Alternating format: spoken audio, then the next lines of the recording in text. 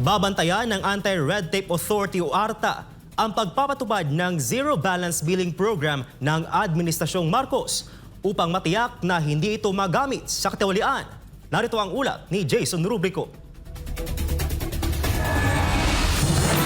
Isinagawa ng Anti-Red Tape Authority o ARTA ang isang health forum kasama ang Department of Health, Food and Drug Administration, Philippine Health Insurance Corporation at iba pang sektor upang palakasin ang koordinasyon sa pagpapatupad ng Zero Balance Billing. Layunin ng programa na sagutin ng PhilHealth ang lahat ng gastusin ng mga pasyenteng naka-admit sa Basic Accommodation o ward mula sa kama, gamot hanggang sa serbisyong medikal upang hindi na kailangan pang maglabas ng pera ang mga pasyente. Ayon kay ARTA Director General Secretary Ernesto Perez, isasama nila sa kanilang regular na inspeksyon ang zero balance billing upang matiyak na tunay itong nakikinabang sa mga Pilipino, lalo na ang mga nasa laylayan.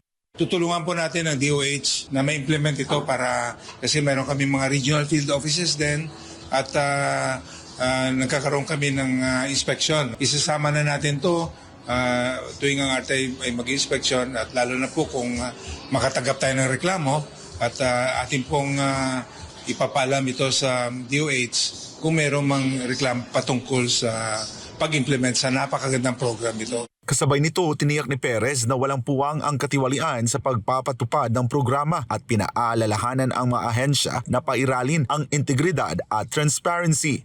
We will really promote integrity and transparency in the implementation. Dapat gawin na nila yung tama. No?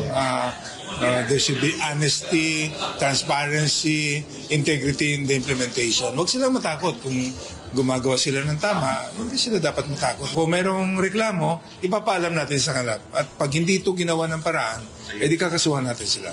Mas marami pang Pilipino ang makikinabang sa Zero Balance Billing Program dahil tumaas ang pondo ng Department of Health para sa 2026. Ayon kay DOH Assistant Secretary Albert Francis Domingo, may 15% budget increase para sa maintenance and other operating expenses ng ahensya sa 2026 National Expenditure Program mula 46.3 billion pesos noong 2025 tungo 53.3 billion pesos sa 2026. Dumaming pasyente natin by around 10 to 15% more or less. Hindi naman yan lahat mahal lang gastos. Pero sabi nilang namin is para mas maparami pa yung masaserbisyohan. Napansin kasi namin pagka zero yung balance ng bill, mabilis ma-discharge. So kahit hindi dumagdag yung kama, dumadagdag yung dami ng pasyente na nasasilbihan ng mga kama ng Department of Health. Samantala, pinalakas din ng ARTA ang kampanya para sa ease of doing business sa bansa sa pamamagitan ng pakikipag-partner sa iba't ibang industriya. Lumagda ang ARTA ng Memorandum of Agreement kasama ang Philippine Association of Pharmacists in the Pharmaceutical Industry at ang Cosmetics Toiletries Fragrances Association of the Philippines upang mapabilis ang proseso ng negosyo, lalo na sa sektor ng pharmaceutical at cosmetics.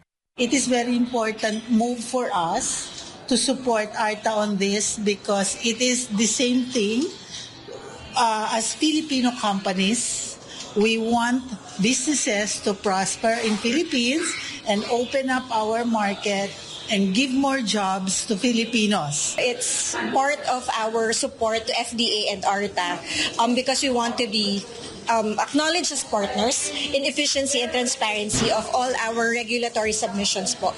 And to fast-track, of course, the product applications in FDA. Sa pamamagitan ng mas maigting na ugnayan sa pagitan ng gobyerno at pribadong sektor, layunin ng ARTA na mas mapabilis ang serbisyo, masiguro ang integridad at maihatid ang mga programang tunay na makatutulong sa mamamayang Pilipino. Para sa Diyos at sa Pilipinas kumahal, ako si Jason Rubrico, SM9 News.